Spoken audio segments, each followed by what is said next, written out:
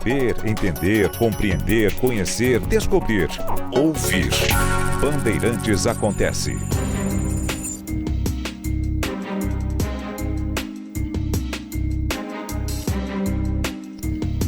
Um dos muitos problemas que o Brasil enfrenta é a dívida dos estados.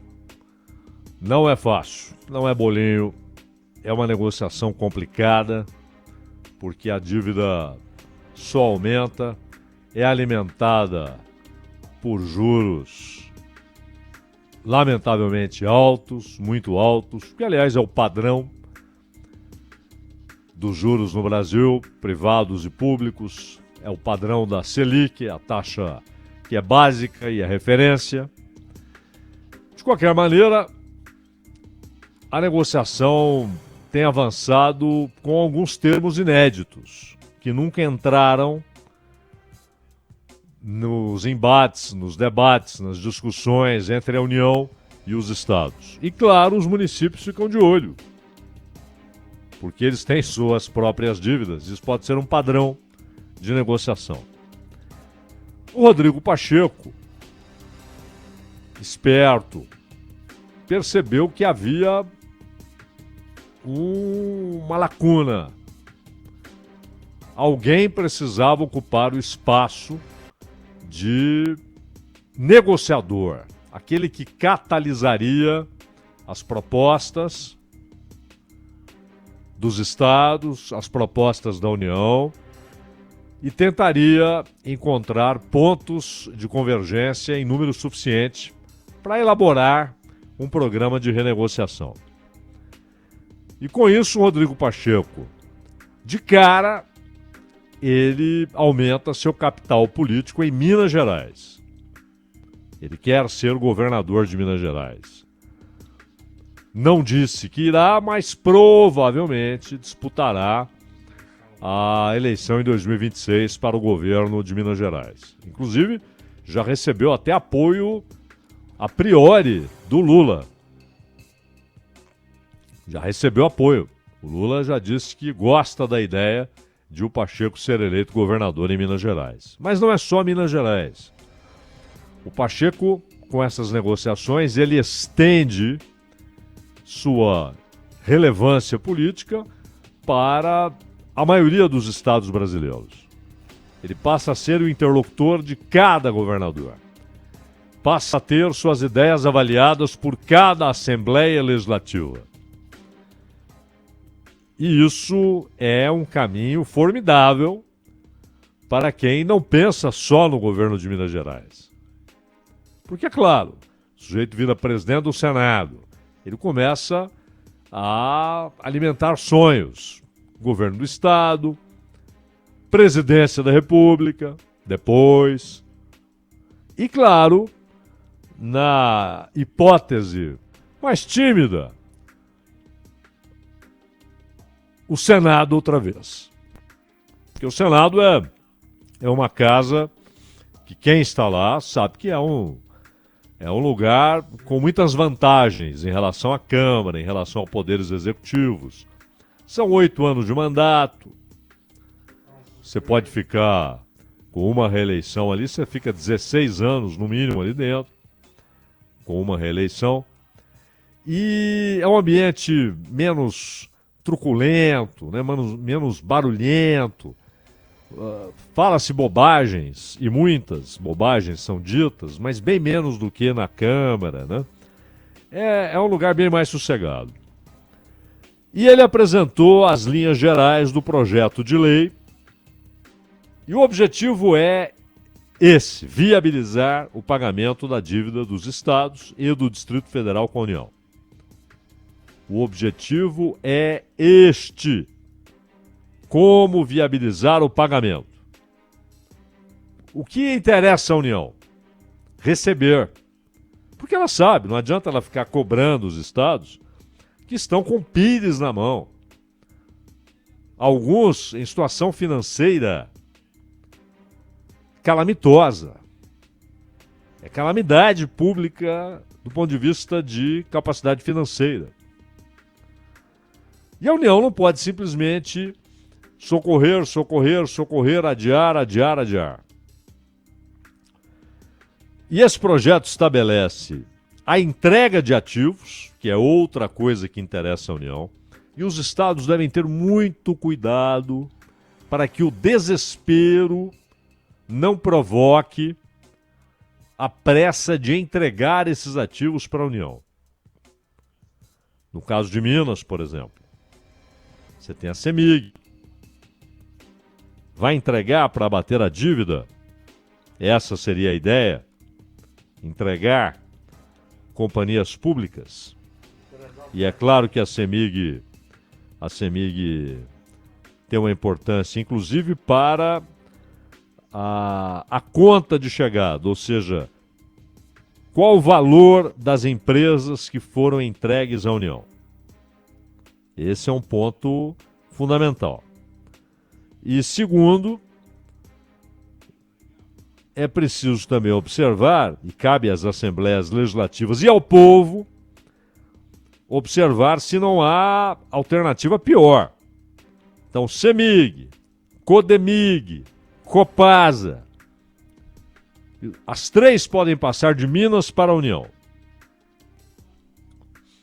O problema é que o governo do estado perdeu a condição de defender a permanência dessas empresas sob controle do povo mineiro, porque ele quer vender para iniciativa privada. Inclusive, isso explica parcialmente a resistência do Zema, porque há também, eu digo parcialmente, porque há também a resistência política, porque ele não quer aumentar o reconhecimento no Estado de que o Pacheco cumpriu um papel importante. O Zema não quer entregar esse docinho pro Pacheco. Não quer colocar essa azeitona ali na empada do presidente do Congresso, que quer ser o sucessor dele, Zema. Isso explica parte da resistência. Mas há também o fato de que o Zema gosta demais da ideia de privatizar. Tanto que avançou contra a Constituição de Minas Gerais. Porque, sabiamente, Itamar Franco conseguiu estabelecer uma emenda muito interessante. Quer vender a CEMIG?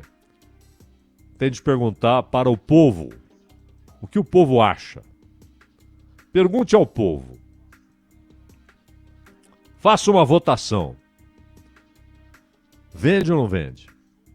Com campanhas de esclarecimento. Ele não quer esse crivo. E aí fala, não, mas a Assembleia são os representantes. Não. Não é o que a Constituição diz. A Constituição do Estado de Minas Gerais.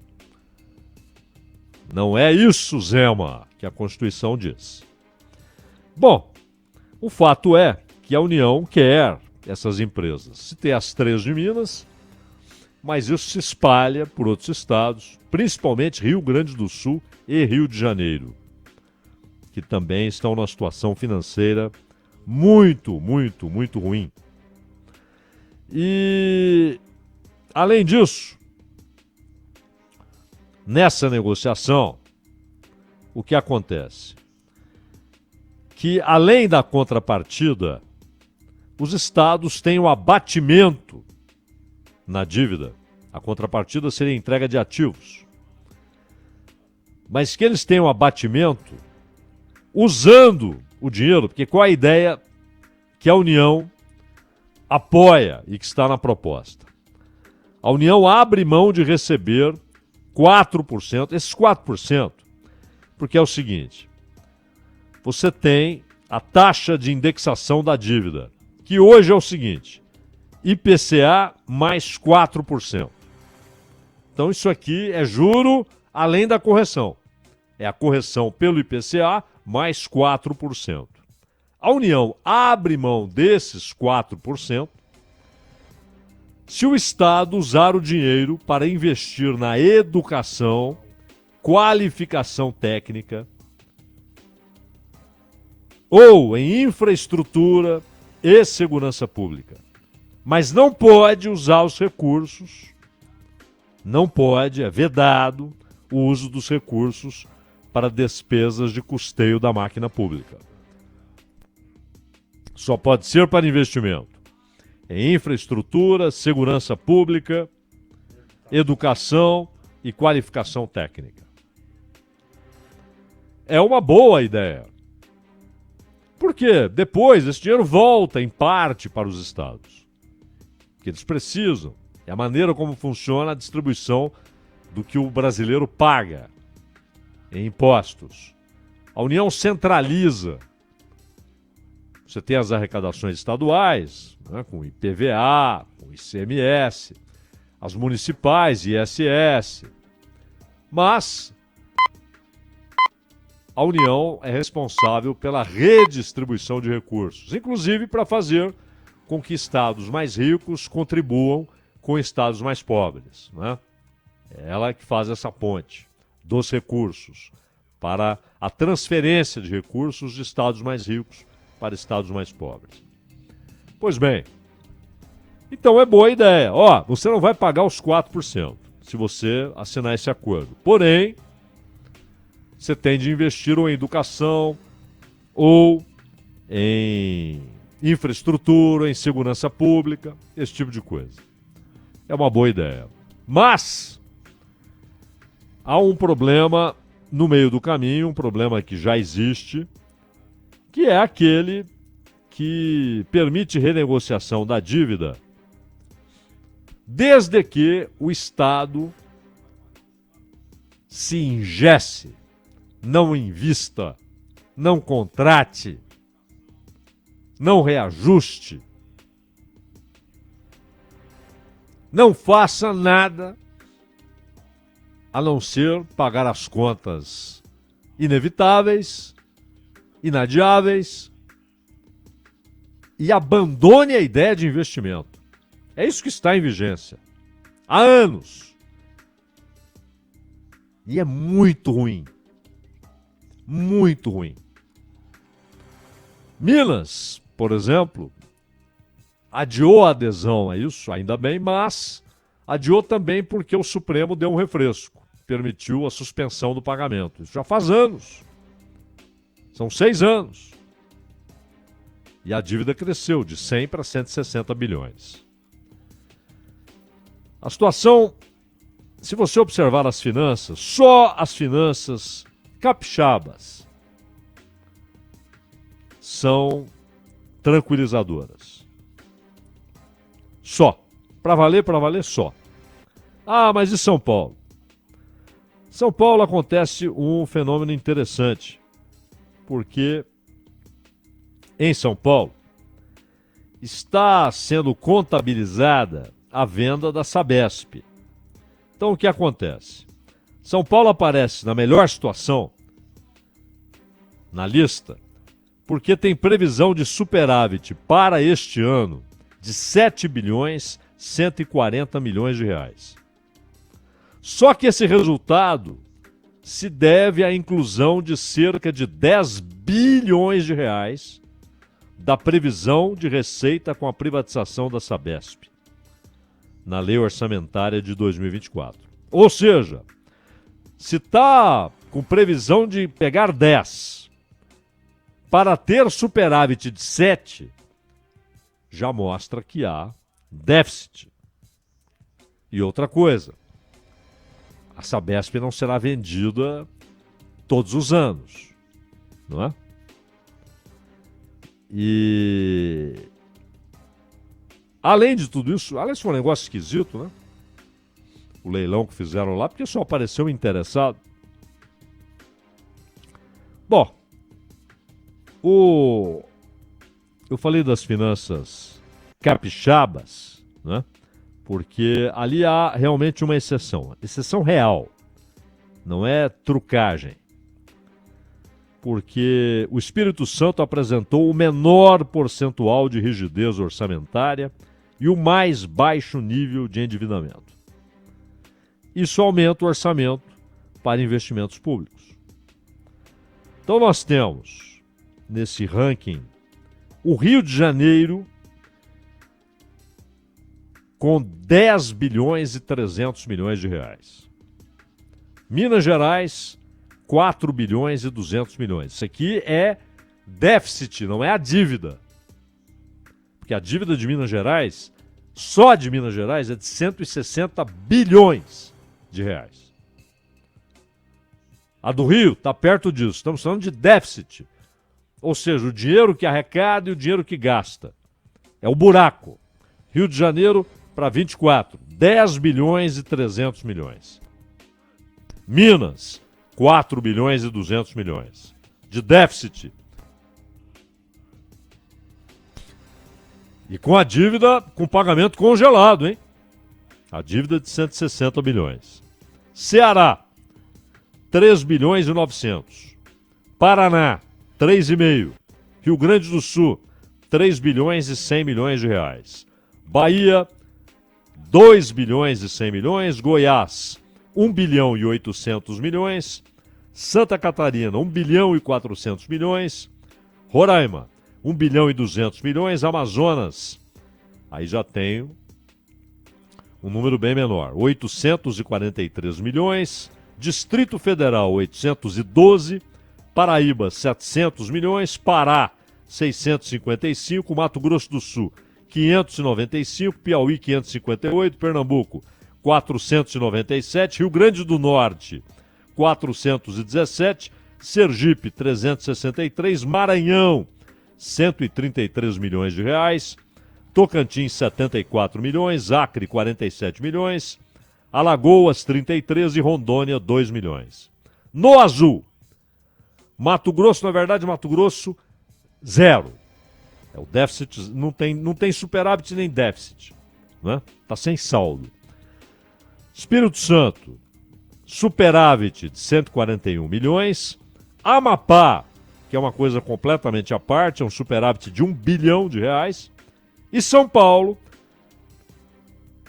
7 bilhões e 100 milhões de reais. De longe a melhor situação, mas não é a realidade, porque aqui já se contabiliza a venda da Sabesp, contando na peça orçamentária com 10 bilhões de reais. Fato é que grande parte da dívida dos estados, assim como a dívida da União, grande parte tem de ser auditada. Como foi feita, por quem foi feita, por que foi feita, para quê, o que se fez com o dinheiro e mais, as condições de pagamento acertadas, os juros que incidem. É cruel. Na verdade, os estados já pagaram essas dívidas e ela só cresce. É a mesma coisa com a dívida pública da União, que ninguém aceita auditar, discutir, e que é o centro do problema do déficit, da pressão por juros altos, da falta de investimento em escola, em educação em geral, em transporte, em segurança pública, em saúde pública, em previdência, para resolver, inclusive, o roubo previdenciário que não vem dos aposentados. E aí entra um ponto-chave. Há quem está dizendo que a culpa da dívida dos estados é dos aposentados desses estados. Porque, claro, os estados não têm aposentados da iniciativa privada, não é? A previdência nos estados é para funcionários dos estados. Não tem a previdência privada. Essa é federal. E aí o sujeito tá vendo? A culpa é deles. Que cascata. Que distorção. Que papo furado. Professoras, professores trabalharam décadas, ganhando mal, se aposentam. E aí vem um sujeito dizer que a culpa é deles. Médicos, enfermeiros, assistentes sociais, funcionários vários. Trabalham 35, 40 anos. O caso dos professores, então, é emblemático. A culpa é deles. Aliás, falando em carga horária de professor, parem com esse papinho de o Paulo Freire, Nunca houve o conceito de Paulo Freire nas escolas brasileiras, inclusive porque a carga horária dos professores não permite. Para valer, você só teria a possibilidade de ter um conceito de educação de Paulo Freire nas escolas com o professor trabalhando em uma só escola. Se não é papo furado, é faz de conta. Nunca houve. Não usaram nem o beabá, método de alfabetização, que dirá os conceitos pedagógicos profundos. Nada, zero. Mas saem aqueles que não estudaram sob os conceitos de Paulo Freire, dizendo que a culpa é do Paulo Freire. Dito isto, parem com esse papo furado de dizer que a culpa é de professores aposentados, de enfermeiros, enfermeiras, médicos, médicas aposentados,